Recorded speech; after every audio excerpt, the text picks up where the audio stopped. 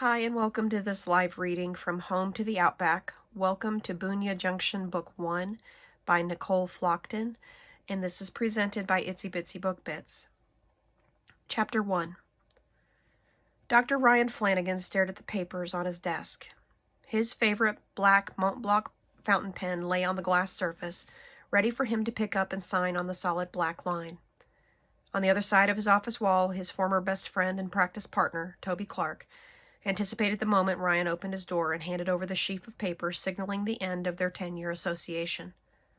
All he had to do was sign, and then he could move on with his life. Only problem was he had no idea what or where his future was going to take him.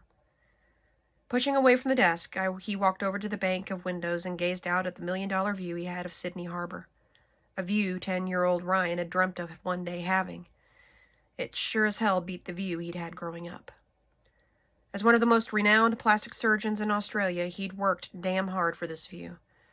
Should he have fought harder to keep it? Had he capitulated too easily on Toby's demands and wishes? How many of those were fueled by Portia's own agenda? Ryan scraped a hand down his face. The betrayal by both his lover and best friend cut deep. How had he not seen it? Easily. He'd been so caught up in his work, not only with his practice patients, but also the burns victim he'd been asked to help. How could he turn down the request by the New South Wales governor to help her 4-year-old grandson? Toby had rolled his eyes when Ryan had said he was going to do the work pro bono. Toby would never do anything as charitable as that. His reaction should have been the first sign Ryan had that things within the practice were changing. One of the things he and Toby had agreed on when they decided to open their own plastic surgery office. When the time came, they would give back to the community. The time had come, and Toby had turned his back, claiming the rich filled their books and bank accounts. They should be a priority. But Ryan found making a little boy's life better was more rewarding than performing a facelift for a socialite who already had a beautiful face. Fed up with looking back on that last few months that couldn't be changed, or more accurately, not wanting to delve into his psyche for the real reason he'd given up the fight so quickly, Ryan strode back to his desk and picked up his pen. Unscrewing the cap, he scrawled his signature along the required line closing this chapter of his life. He threw the pen down and sat back in his chair. Once word got out that the partnership between him and Toby had dissolved, it wouldn't be long before his phone started ringing. In the past, he'd been approached to join other practices. He'd never wanted to go against Toby, though. Funny how that's exactly what had happened. Toby was approached by another conglomerate of surgeons. Ryan hadn't wanted to join Acre, Berkshire, and so they'd bought him out. His clients didn't seem to care that he would no longer be their surgeon. He should have been annoyed at their attitude, but at the end of the day, it was their choice. His office door was flung open and Toby barged in. "Have you signed them yet?" he demanded, impatience at wanting the situation over and done with radiating off him. Ryan nodded to the pile sitting neatly on his desk. "Yes, all done." "Excellent. I'll get these delivered to the lawyer. I believe once they notify Acre Berkshire the deal's done, they'll make arrangements for the funds to be deposited into your account." Toby was rubbing his hands together in glee. Ryan wasn't surprised. Over the last 2 months, he'd witnessed a greedy side to his former partner and friend, a side he'd never seen in the other man since the day they'd met, when they'd both started their plastic surgery rotation. "Are you that keen to be rid of me, Toby?" For a second, a look of contrition swept over the other man's face, before it was quickly replaced with a look of indifference. "It was good while it lasted, Ryan, but you know you were headed in a direction that I didn't want to go in. It's for the best. You can go do what you want now. You're set up financially. You can work for free and still keep your penthouse." He sauntered over to the table and picked up the papers. "Good luck with the next chapter of your life." Toby turned and walked out the door without giving him a backward glance. Ryan shook his head, not really surprised with Toby's brashness. At the end of the day, it didn't matter anymore. What was done was done. Time to get on with the next phase of his life, whatever that would be. He collected his satchel and put the only items of importance to him in it. His assistant could deal with boxing up the rest of his office and getting it delivered to his penthouse in Rose Bay. "You know it didn't have to come to this. You could have had it all." Ryan looked up and saw Portia Townsend, his former lover, standing with her back against his closed office door. Her stealth skills were impressive. He hadn't heard her enter at all. What do you want, Portia? Her hips swayed as she made her way toward his desk, a sultry smile curving her bright red lips. Once, those lips and her svelte figure had tempted him to clear his desk and ravish her. Now, not so much.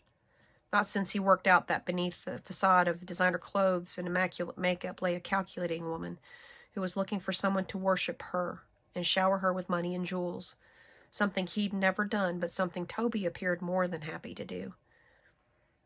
Why didn't you want to join Toby in the new practice? You could have been the most popular group of plastic surgeons in all of Australia. He didn't need this. He didn't want to be anywhere near her. I have a reputation I'm proud of. I don't need adulation. I think you do. I think in 6 months' time you'll come crawling back to Toby asking for a position in their group.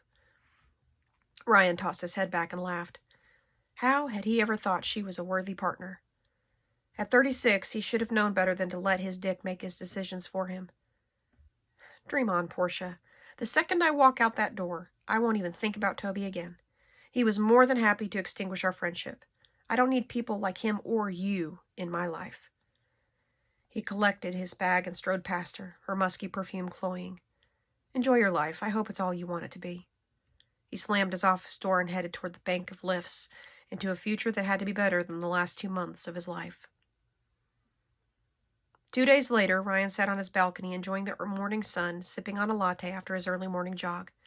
He would be lying to himself if he wasn't relishing the freedom to kick back and relax instead of working 12-hour days.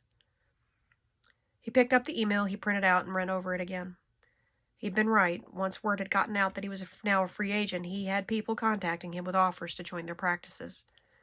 The most recent was a practice in Beverly Hills. If he thought the socialites of Sydney were over the top, he could only imagine what the Real Housewives of California would be like. It would definitely be a tempting offer if money was his driving force, but it wasn't. He'd already decided he wanted to do something more fulfilling with his skills. It was time to research charitable organizations that provided plastic surgery to people who'd been injured by accidents, war, or senseless attacks. Ryan drained his cup and stood to collect the papers on the small round glass patio table. The shrill of his mobile broke the peaceful silence that beings 20 stories up afforded him. He glanced at the screen and saw a number he didn't recognize. Considering the volume of unsolicited calls he'd received over the past 2 days, it wasn't unusual or to not know who was calling him. Picking it up, he slid his finger across the screen to activate the call. Ryan Flanagan. Hello, is this, Dr. Ryan Flanagan, the plastic surgeon? His body's reaction was instantaneous. The husky voice of the caller swirled through his blood, his skin prickling in anticipation of hearing her speak again. Since when did he get turned on by a stranger's voice? Hello? Are you there? Shaken out of the stupor he'd dropped into, Ryan turned back to the call and recalled what she'd said. Yes, I'm Dr. Ryan Flanagan, the plastic surgeon. How can I help you? She cleared her throat and his dick twitched against the fabric of his running shorts. What the hell was going on? He shouldn't be reacting this way to the voice of a woman he didn't even know. This is Cindy. I'm the practice nurse for Dr. Colin McCarthy from Bunya, Junction. It had been a while since he'd seen or heard the name Colin McCarthy, let alone the name of the town he'd spent the best and worst time of his young life in. Once he got himself established in his own practice, he'd pushed all thoughts of his childhood away, including the man who'd been more like his father than the one he shared DNA with. I'm afraid I have some bad news. His heart sank at the words. Wouldn't it be just like fate to throw him another curveball? Ryan gripped the phone tighter in his hand, bracing for the inevitable news that his mentor had died. What? Dr. McCarthy? Her voice broke as she said his name. Had she been crying before she called him? Did that account for the husky timbre in her voice? Dr. McCarthy has been in an accident. His condition is extremely critical, and he's been asking for you. A mass of emotions all vied for top billing within him. Relief that Colin wasn't dead. Guilt at not making more of an effort to see Colin since the last time he'd visited Ryan in the city 6 years ago. Dread at having to go back to the town he'd not given a backward glance the second he'd received notification he'd scored a scholarship to the University of New South Wales. Now the man who'd steered Ryan down the path of good, when all signs pointed to him following a destructive path, needed him. Without having Colin in his life, Ryan wouldn't be a doctor today. How could he turn his back on his father figure when he needed Ryan the most? "Where is he?" he asked, surprised his voice held steady and showed no signs of the emotions coursing through him. "He's in Waratah River Regional Hospital."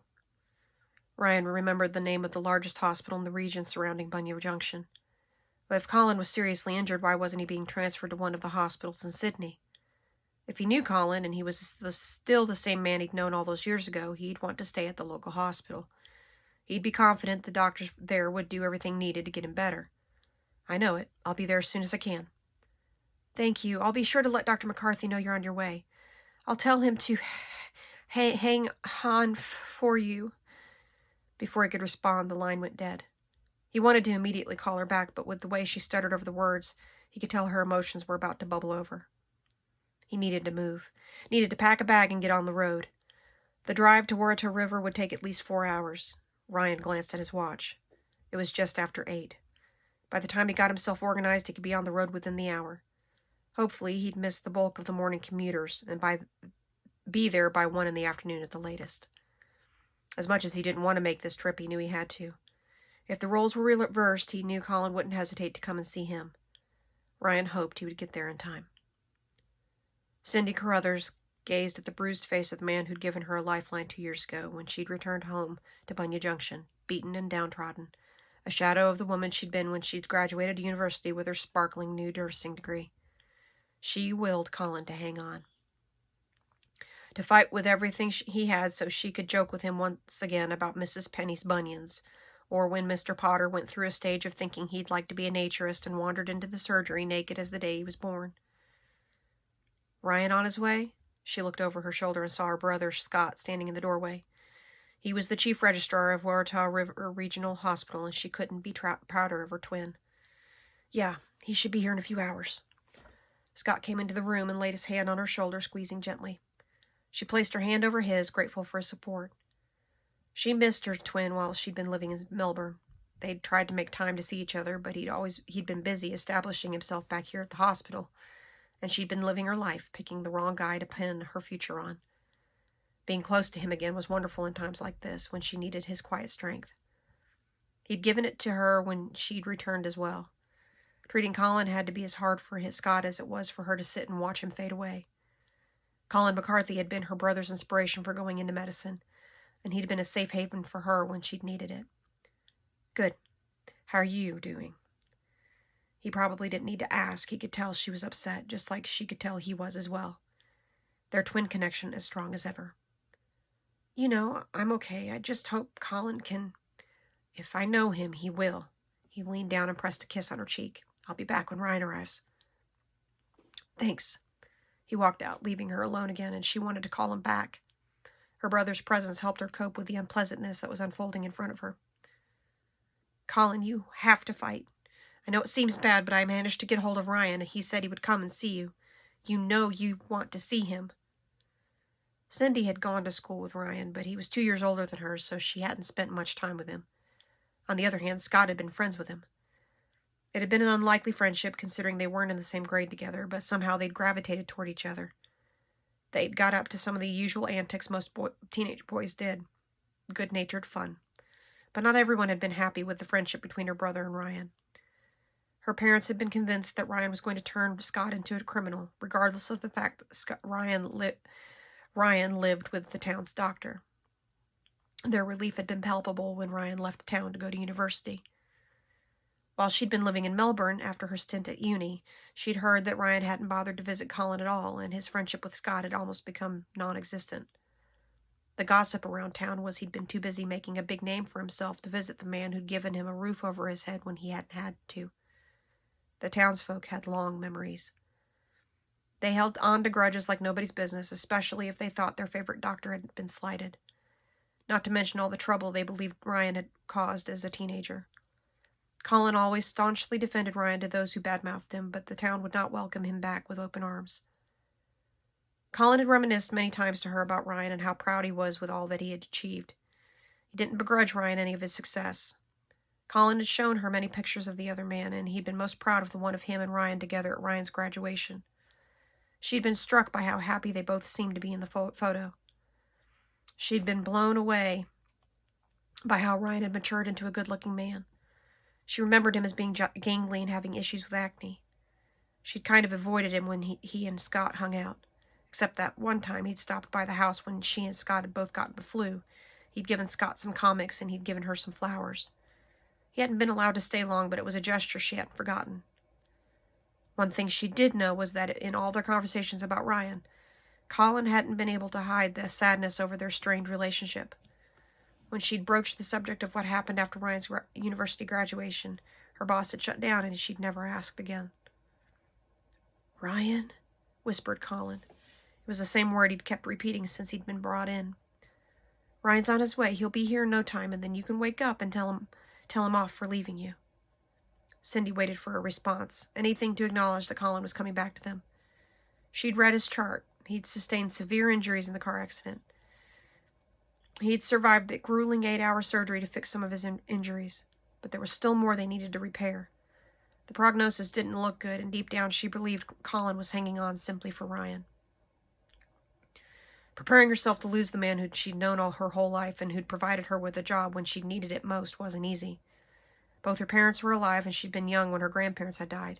Therefore, she'd never had to deal with the loss of someone who meant a lot to her. However, that was exactly what she needed to deal with right now. Cindy laid her hand over Colin's, careful that she didn't bump the tubes taped to him. The time had come to say everything she wanted to say to him. "Colin, this is so hard.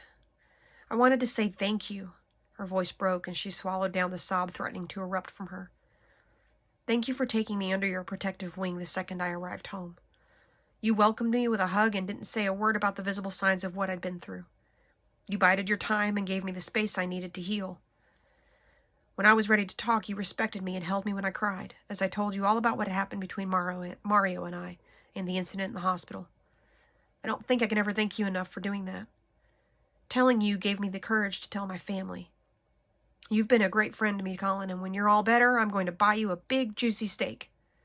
Tears streamed down her face, and she leaned over to give him a kiss on the cheek. His skin was cool beneath her lips. A confirmed bachelor, he didn't have family, who would sit by his bed willing him to live. She hadn't wanted him to be alone. The staff hadn't even blinked when she said she was staying. Not even Scott could talk her out of it, not that he tried anyway. She had a fair idea he was glad that she wasn't going to leave Colin alone. Cindy thought of all she still had to do. The people of Bunya Junction would want to know how their doctor was doing. She was surprised they hadn't descended en masse on the hospital. Or maybe somehow they'd known that even if they were here, it wouldn't make any difference to Colin's prognosis. In all likelihood, they had congregated in the lone church in town and were holding a vigil. A small smile curved her lips. That sounded more like the town. They knew she would do everything in her power to bring him back to them. Exhaustion swept over her, and she laid her head on the bed, closing her eyes. A breath shuddered out of Colin, and the heart monitor beeped erratically. Her head popped up from where it was resting on the bed. No, Colin, not yet. Please hold on. Ryan will be here soon, I know it. Stay strong."